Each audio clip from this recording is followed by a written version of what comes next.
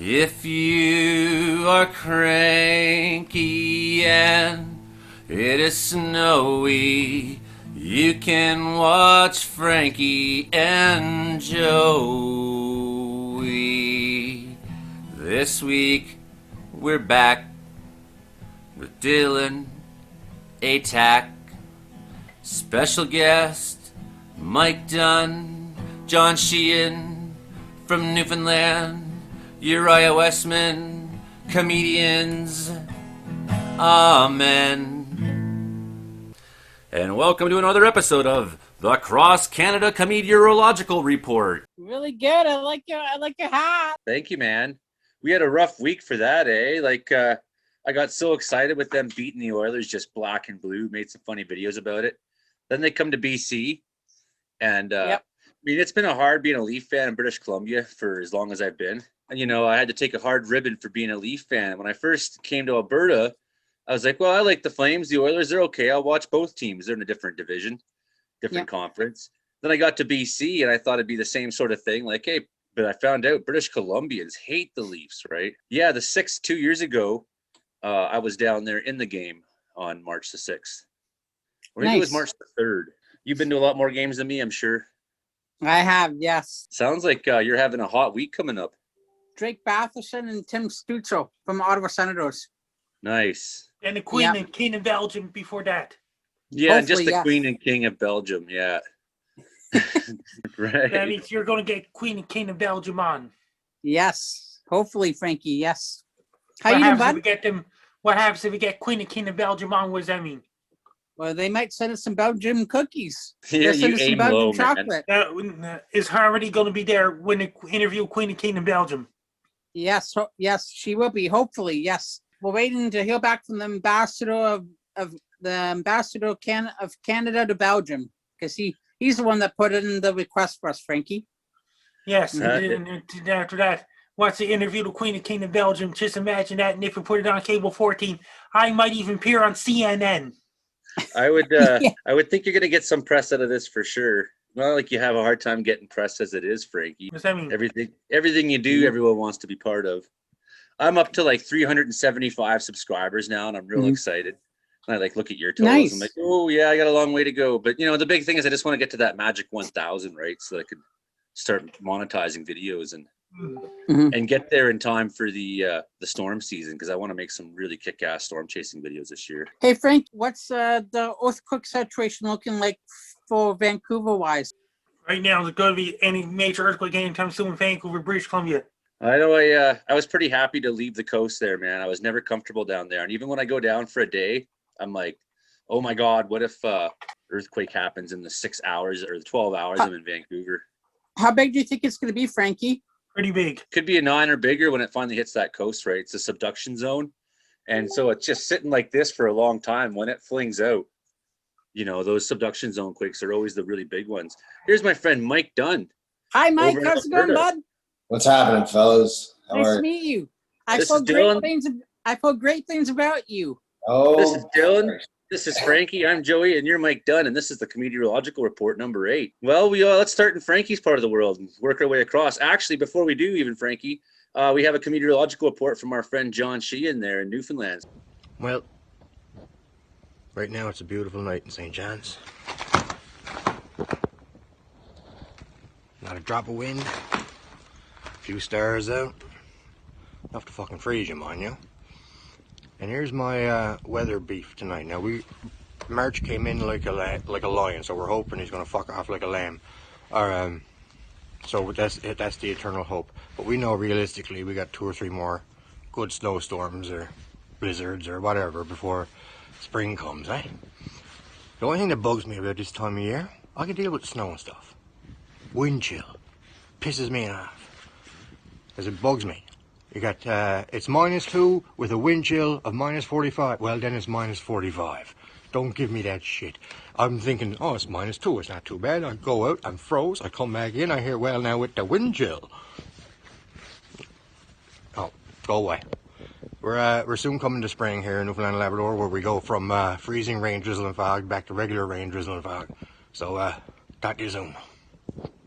It was super awesome. John Sheehan was up here for to do some comedy with my friend Tom Bassett's company, and then him and Jennifer Somerton came out here. I took them out to the mountains for a day, and it was a really good experience. So how about you, Frankie? How's the weather in Nova Scotia? I see that the middle part of Canada is pretty warm, and the coasts are getting the real Cold garbage. and calm in Sidney, Nova Scotia. Have anything brewing this week? That means it's just the cold weather and warm weather and cold weather, rain Thursday night and then Friday. Then the cold weather's going to come this weekend coming up. That means it's going to be, and it's going to be a really cold weather in Sapporo, Hakodate, Japan. How about Hamilton, Ontario, Dylan? You know, Joey, it's been very nice here. Mother Nature's given us a taste of what's to come for spring-wise. It's supposed to be like 13 degrees here this week, so it's gonna be really nice. The one thing I did like about Hamilton is the springs came real early there when I lived there. The one thing I didn't like though is the fluctuation in temperature, like how Frankie's talking, where it goes up and down throughout the day. And then I always had wet feet in that town because the snow would melt during the day. And then you walk in puddles all day. Then, then about 6 o'clock at night, it's back to -4 and it just sucks. Mike Dunn, you're in Alberta. What kind of winter have you been having there? It's been pretty easy going. I mean, we're mostly thankful for it, although I have a feeling we might pay for it down the line. But when you're working construction, the weather can be your friend or it can be a hindrance. We had a massive dump 4 days before Christmas.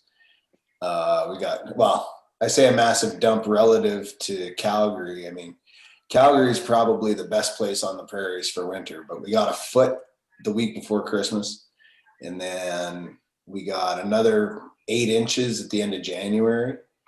And then we had a week of 40 below, and they pretty much shut down every job in town, and we all stayed home for a week, which was super boring. We caught some of that here, and didn't quite get to the 40s this time, but doesn't matter. It's bad enough. We do have our friend comedian Uriah Wesman, COMEDEOROLOGICAL Uriah Wesman, back on this week down in Vancouver. I'm Uriah Wesman, reporting live from Calgary, British Columbia, Canada. I am in the middle of a bona fide storm, as you can see behind me. The trampoline hits the first victim of this snowstorm. We've now got torrential hail. We've got hail falling here. I'm Uriah Wesman, repeating live. How did I get this on? I signed this assignment to myself.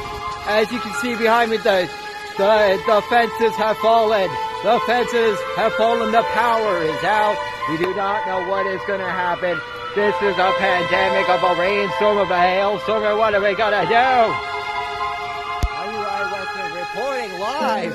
Somebody get me out of this storm. It's bad enough. So tell me then, Mike.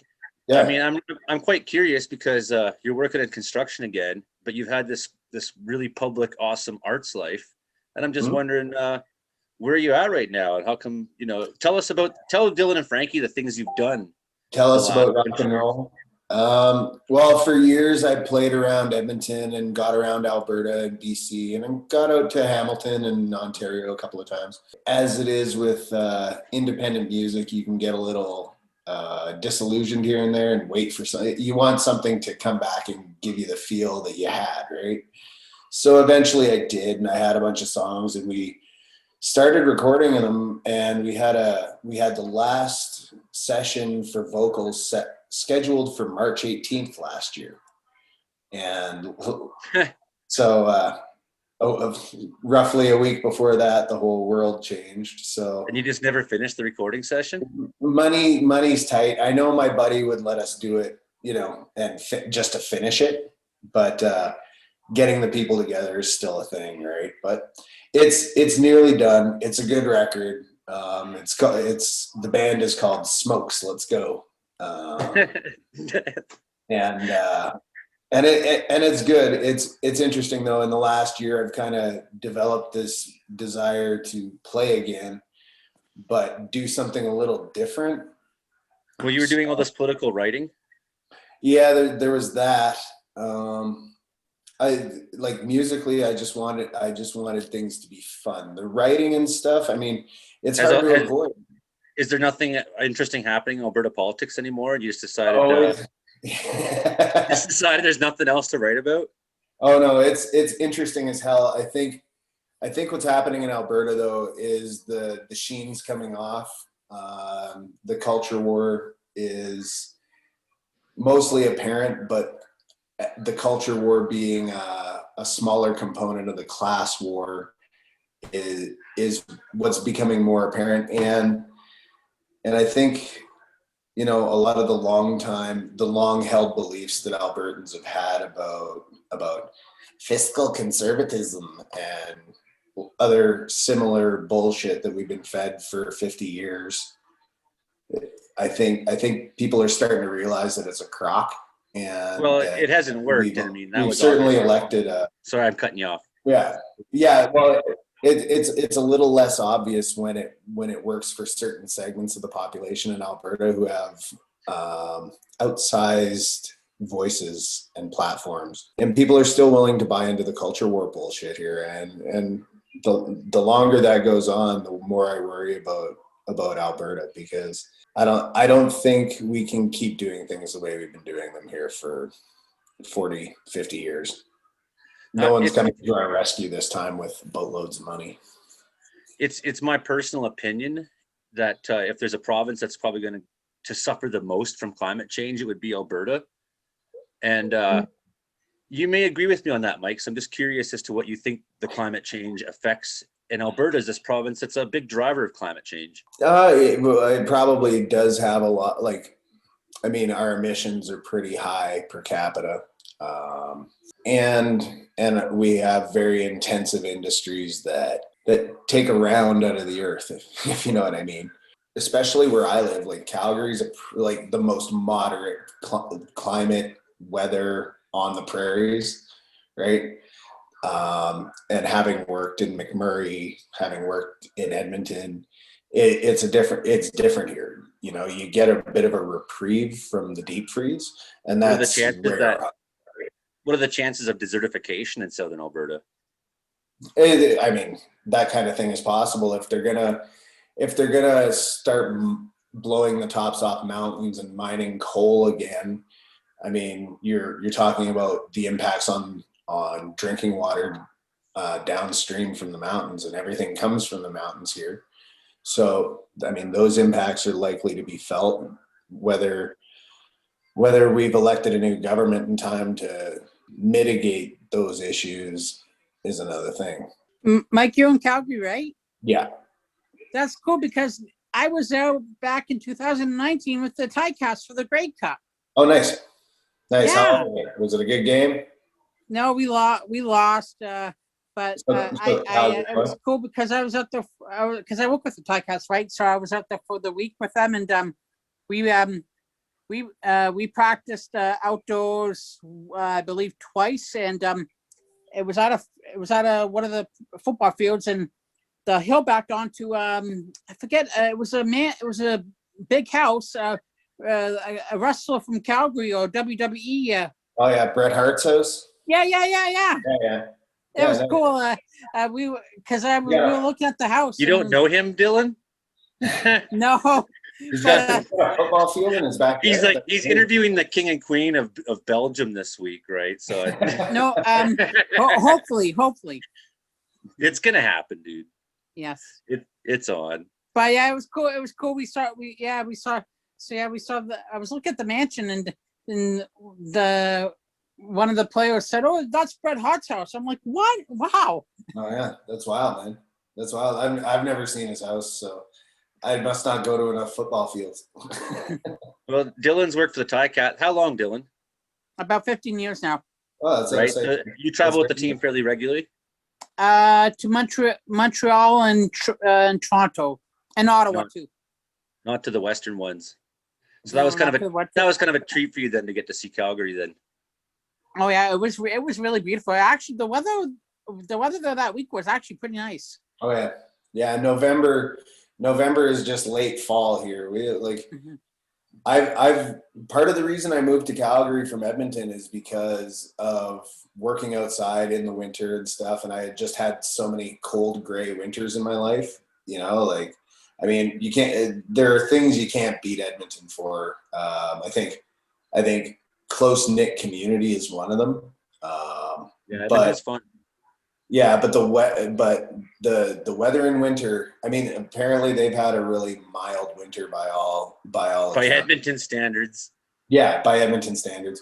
But still, I was in Edmonton today, and I got home a few hours ago, and everywhere I looked, there were no basketball courts that had been shoveled off, which really pains me because we've got a few in Calgary that people are maintaining so they can get buckets all winter. Mostly because the gyms are closed, but I'm into it. I'm into cold weather basketball at this point. Well, you've had some pretty good Chinooks there and you're still sort of caught in that warmer pattern right now. And I know when I lived in Nanton, Alberta, and I look at the weather, and it'd be like Nanton -4, Calgary -6, Red Deer -9, and then it would get up a little further, -15, and it'd be like Edmonton -22. I'd be like, holy, the difference 400 kilometers makes in Alberta, right? There's a pocket in southern Alberta from like essentially Calgary and south on the highway west, right? Like you get hit with those Chinooks and it's easily the most mild climate on the prairies. And I've spent my whole life on the prairies. I've never not spent a winter on the prairies. So I've seen a lot of winter. I remember too that we saw a big, huge rabbit. I couldn't believe it how big the rabbits were out there. Oh yeah, hares are everywhere, buddy. Oh yeah, I can't.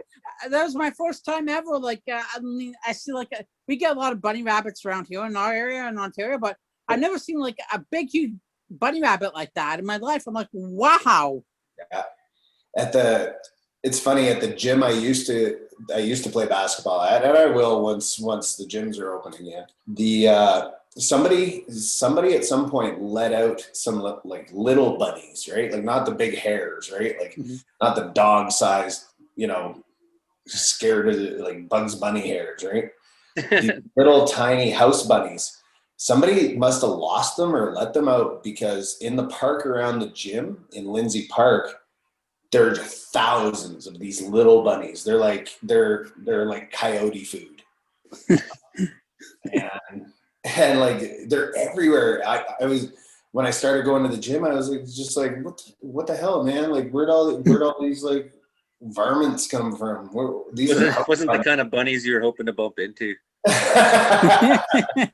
The basketball court sees its fair share of all genders. What's the most extreme weather you've seen in the prairies? The most extreme thing? My hometown. Where I'm from in Manitoba, you get both the severe dry cold, but it's tempered by massive amounts of snow, like almost Wells kind of snow at times because there are so many lakes in Manitoba. And you've got no one gets snow like Wells, buddy. You haven't been. What I mean. But like no one on planet Earth. We used to like routinely we would get 4-foot drifts covering highways and stuff. And my backyard when I was a kid always had about 6 feet of piled up snow just from falling that we would build forts in and whatever. There are so many lakes that you mix the dry prairie cold with the lake effect and weather coming off Hudson Bay, and you get a deep freeze that snows. And Manitoba's tough. Like I remember a few years ago, the last time I went to Manitoba in wintertime, I was driving around Winnipeg with Neville partying, and he said, "God damn it, you guys man, were at this place, eh?" We went to the High and Lonesome Club. We sure did. And he said, dude, it's been -20 or deeper for 86 days. And that was in February, right? Like, so like you're talking back to November. It was that cold. Well, I remember being in Winnipeg in early November and it being -22 or something. And just thinking, like, oh my God. Yeah. Oh, and some of the thunderstorms I've seen tornado on the prairie in Manitoba, but always at a distance. I didn't have the gear that could photograph it. The one time I was with Bob Wayne on that tour, and as we were driving through Saskatchewan that day, it was a real nice sunny day, and I was like, I think we're coming up behind a real strong storm line. We're going to cross it at some point in the day. And they're like, oh yeah, sure. There's Joey talking weather again. And then eventually we crossed this storm line. And I was saying, like, for some reason, I think there's a good chance that this could be tornado producing line, right? Then Bob and all the Americans are laughing like, a tornado in Canada. He said, they're going on like that, right? And then we get about like 10 miles up the road, and I point back, I'm like, hey, look at that, tornado. And Mike Zinger was in the van with us too. He's like, oh yeah, tornado, look at that. Another one. Because how many we've seen with the band, because I had the eye, and we'd often, if we had time, go chase them, right? And the Americans, they had, Bob Wayne's band had to pull over and stop and look in the distance and stare and argue. No, I don't think that's a tornado, Bob kept saying. And then he kept, and then as we're driving into Winnipeg, he's like, nah, it wasn't a tornado. We get into the Royal Albert, and the first person we seen there was what's his name? He used to be the manager for Propaganda, and he's like, oh, glad you guys made it through that. Heard there's a bunch of tornadoes on the ground back through near Brandon. I was like, see, Bob? And he was like, holy shit, I had to come to Canada to see my first tornado. I think they're probably getting more frequent now. There was a big one a few years ago that almost put an end to a killer stoner rock festival called Vantopia. It's out by Three Hills, right? And you remember the photo a few years ago of Buddy mowing his lawn with the big tornado in the back? Yeah, I do remember that. Yeah, I do remember that too. Yeah, that was the tornado in Three Hills, Alberta, and that was the weekend of Vantopia. My old roommate was doing sound for it, and it was the first month we had lived together, and I was on my way out there when it happened. And I was getting texts, and everyone's like, there's a tornado, holy shit, bud, watch out. And I get there, and everyone's just frazzled and drunk. They're like doing shots to celebrate making it through the tornado. And my roommate got some dope pictures, and then I went for beers the next day and saw the roof taken right off a barn. I was like, holy shit, okay, yeah, that was a real ass tornado. And then the photos a few days later with Buddy mowing his grass with a tornado behind his back. It was pretty funny. Yeah, Frankie, what do you think the prairies are going to see for tornadoes this summer? Going to be a lot of tornadoes and hail, especially large hail, throwing severe thunderstorms together, light rain, moderate rain, heavy rain, small hail, large hail, then tornado, then dry slot. We had the largest hailstorm in Alberta's history last year. And I ended up working most of the summer framing condos in the neighborhood that it hit. And I was in Calgary for the one before that in 2010. That was the largest hailstorm in Canada's history. Yeah, we've had several largest weather events ever in Alberta in the last decade, whether it was a fire in McMurray or the hail or the flood, but last year, the hail took the siding off, just pelted the shit out of the siding on so many people's houses. I remember seeing footage of that. And we're close to Brisbane, Australia, and around and down in the eastern Australia, they had the largest hailstorm ever in October 31st, 2020. Is that right? There was the one hailstorm. They found 500 people who were dead, and their heads were all smashed in up in this mountain pass in the Himalayas. And you're like, well, what happened 500 years ago to these people? And then after a bunch of forensic analysis, it wasn't through a war or a battle or something. There's no evidence anywhere of weapons and then finally, one of the scientists in the project was somewhere nearby, and they hit a real hard hailstorm. And he got thinking. And I'm sending you a link of the video about the Australia's hailstorm that happened on Halloween last year. It's a Springfield Lakes, Australia. Yeah, so I guess what happened was this whole bunch of people, these nomads or whatever, were moving up over the mountains from season to season, and they got hit by this hailstorm where, boulders basically killed everybody, and whoever survived, maybe they continued on. So just, you never know with the power of hail. I remember when I was in Alberta chasing storms and having the good sense to avoid the hail lines because I know what I'm looking at, right? And then just seeing these cars driving through down Highway 2 after just beaten, right? Well, yeah, we were in Calgary when that 200, the $400 million hailstorm in 2010 with the Outlaw band, and the next day, because we were playing Stampede that weekend, playing at what's its places there at Zero?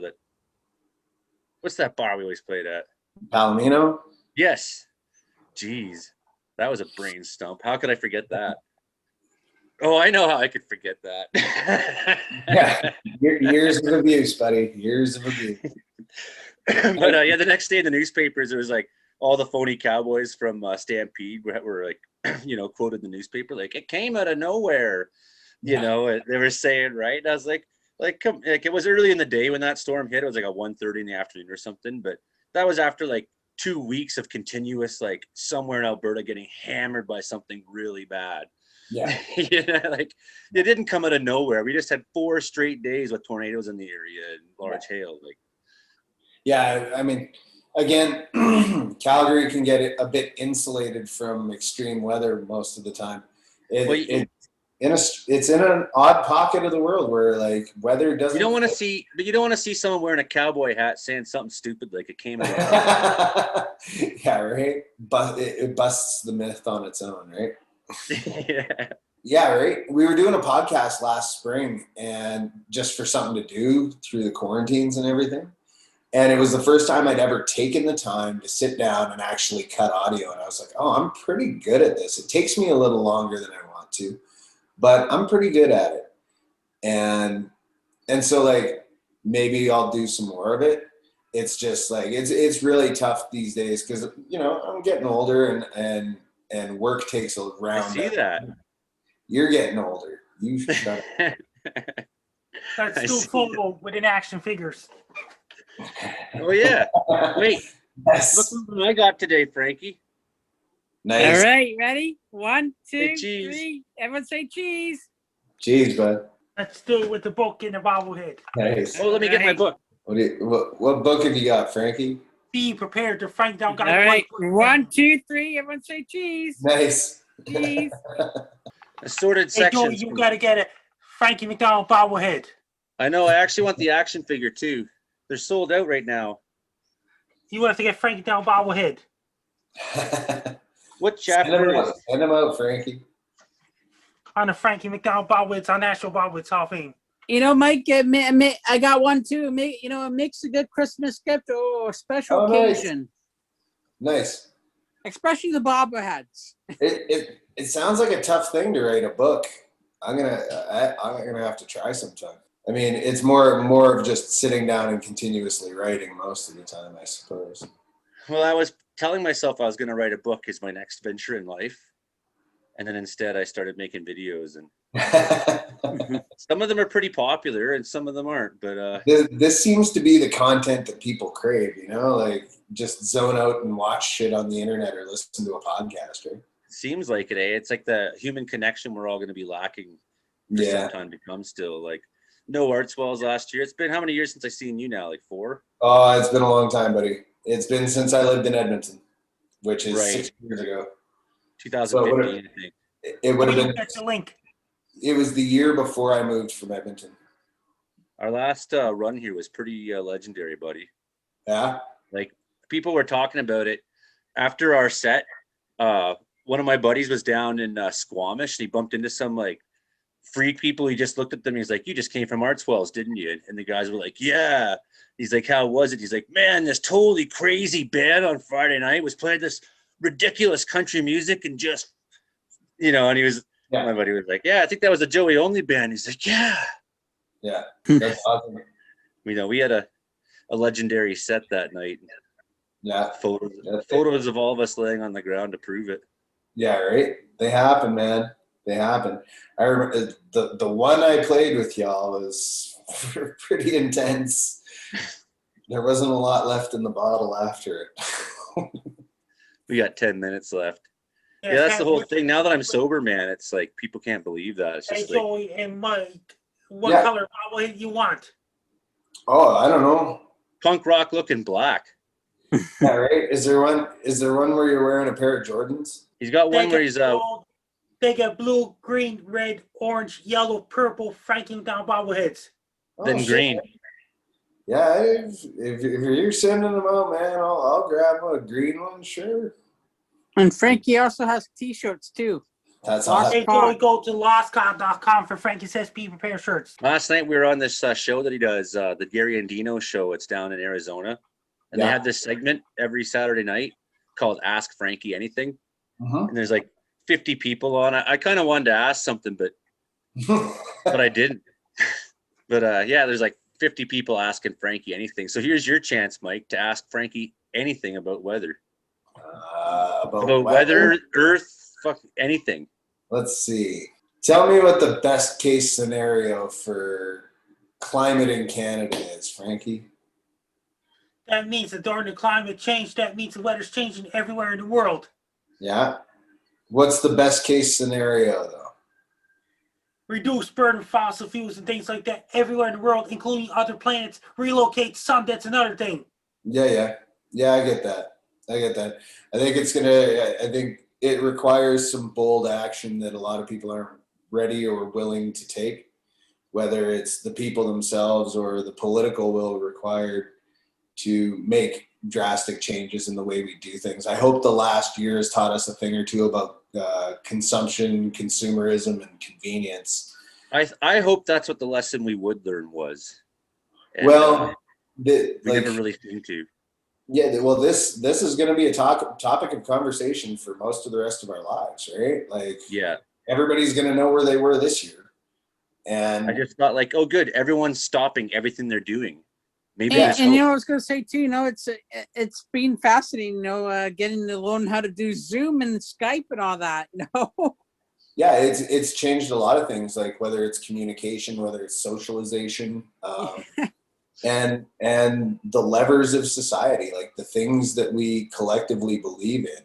I mean, there are always going to be people who are staunch individualists who think that everybody should just be on their own and deal with their own shit on their own, but that takes a really the cost to society is too much to bear for individualism to really be fully accepted. And humans have never been individualist anyway until the last 200 or 300 years. We've always done things together and accomplished things better together than we ever did alone. Like, we wouldn't have survived alone if somebody didn't share the formula for fire. Well, you know, it's true that humans have this deep-seated need to just fuck with each other all the time. It does exist. It does exist. Well, like, people want control. Like, they want to feel in control of things. And when things like this happen, you see how little control you have, and that even at the very top, some things are out of people's control and they can only react to things. And how well you're prepared well in advance for what very educated, very smart people tell you is coming. That preparation, when you actually hit the crisis, it matters. And if climate change is the next one, scientists have been telling us for years that a pandemic was coming, something global. And I've been saying it for years. Like, why do you think I moved up here?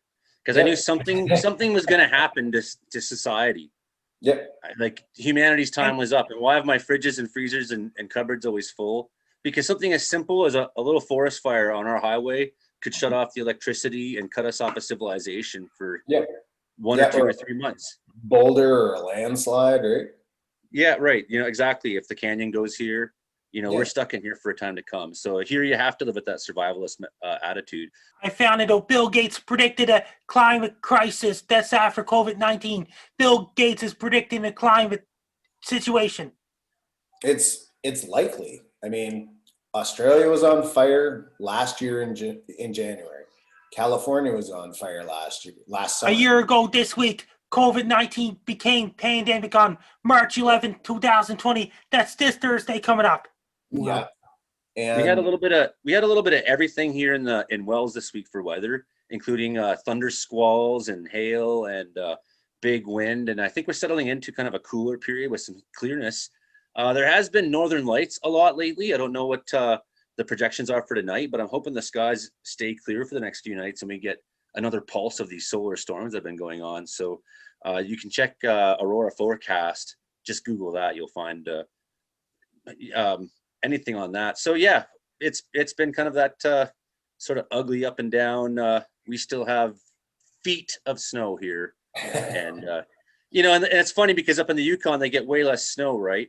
And then also coming soon they have the sunlight that's, you know, in comparison to how many hours of sunlight we have here down the valley, where the sun's at a lower angle than it is there now, or will be. You know what I'm saying? And so you have the more mountains in the way here, and our snow is deeper. It takes so long for our snow to melt. It'll get wet and settle and then freeze again at night. Now it's more dense. It takes, you know, see, my friends in the Yukon are sending pictures in early April where it's like sunny and dry, and then we still have ice in the lake at the start of May here, right? It's living at 4,000 feet. It's always a treat. What's next in your life? What's everyone up to this week? Quickly, you got 3 minutes. Dylan, you're interviewing kings and queens. Frankie and I are back at taping for 3 more episodes for a show, and then those episodes were in April, and then just gonna be exercising all week and Skyping with Frankie like we always do, and You got you have any big weather reports coming out this week, Frankie? Anything happening somewhere in the world? It's going to be cold weather going all the way down Los Angeles. You'll be signing up Skype right now because you can use Skype on Wi-Fi. I will get the Skype going. I'm going to spend the time I won't join you guys tonight because I had to edit the show now, but yeah, I am in for the Skype chats. And Mike, what's next for you? Up at 5 tomorrow, go to work at 7. Since my roommate moved out at the start of February with her boyfriend, I started painting the house last week because it needs it and because I want to, because it's empty enough to do, right? So keeps me off the internet for a few hours a night instead of me just doom scrolling. And then next week I'm going to go back to Edmonton and get this adopt a cat. He's pretty dope looking cat. I'll do good. is I'll send you a picture and you can drop it in if you want. Look who I got this week. Me and this cat are kind of we kind of look alike. We're probably cousins. So his name's gonna be. Who I got this week. Oh, look at this guy! Look at that. He's a hugger. He is a hugger. Look at that guy. She sleeps right in my arms at night. Oh yeah. Just totally in. She's not gonna get a whole lot bigger. Yeah. So my friend Janice Billy, one of the native elders I really respect down in central BC there. Her daughter had these. She took one, her daughter took one, and I took the other one. So I call her my dog now, and she just from minute Joey, one she just loved me. There's only 1 minute left to go. That's right. That's awesome, buddy. Yeah, I needed a new friend. If you want to follow Frankie MacDonald, Twitter at Frankie McD, Facebook Frankie MacDonald, TikTok Frankie MacDonald 1984, Instagram Frankie MacD 1984, Snapchat Frankie MacDon. My LinkedIn is Frankie MacDonald. My YouTube channel is Dogs and Wolves. Best luck to you. I'm Frankie MacDonald. You're listening to Joy on the Internet Radio Show. And subscribe to Joy Only's YouTube. We need more subscribers. Yeah, I need to get to that 1,000. Good to see you again, Mike. Love you, buddy. Love you all. Thanks, guys. Nice to see you guys. Nice to meet you all. Stay safe and survive. Take care. Survive. We'll Protest and survive. Protest and survive. If you are cranky and it is snowy, you can watch Frankie and Joey. This week we're back with Dylan, Atack, special guest Mike Dunn, John Sheehan from Newfoundland, Uriah Wesman, comedians, amen.